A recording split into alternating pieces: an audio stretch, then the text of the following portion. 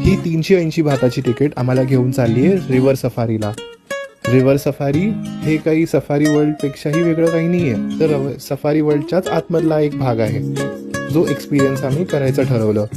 काही लोकांना हे खूप बोरिंग वाटेल, काय फक्त चलचित्र आहेत आणि आपली बोट चालली आहे, पण काहींना खरोखर फॅसिनेटिंग वाटेल, कारण काही इथे जे चलचित्र आहेत ते खरोखर खूप सुंदर आहेत पाहण्यासारखे.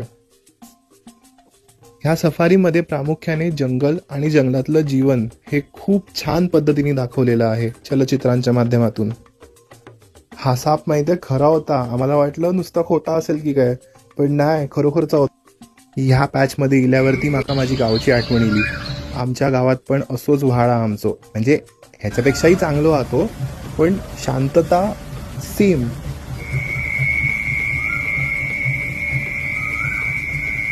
जल जंगल जमीन हे आदिवासींचं ब्रीदवाक्य का आहे हे त्यांनी ह्या रिव्हर सफारीच्या माध्यमातून दाखवलेलं आहे, वेगवेगळ्या चलचित्रांच्या माध्यमातून, की ते कसे राहतात, कसे शिकार करतात, त्यांची घरं कशी आणि एक्सेट्रा एक्सेट्रा. त्याच सोबत त्यांनी जेम्स वगैरे कसे एक्स्ट्रॅक्ट होतात त्याच्याबद्दलची इन्फॉर्मेशन पण छान डिस्प्ले केली होती.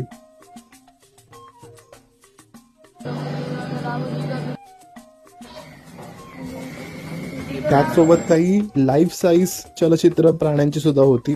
मी नाही, ही अशी म्हणजे हिप्पो सारखी या एलिफंट सारखी अशी. ओव्हरऑल एक्सपिरियन्स खूप सुंदर होता या अख्ख्या रिव्हर सफारीचा. तोच घेऊन आता आम्ही निघालो पुढे, कारण अजून पार्क राहिलाय. So this was episode 10C of Thailand दौरा.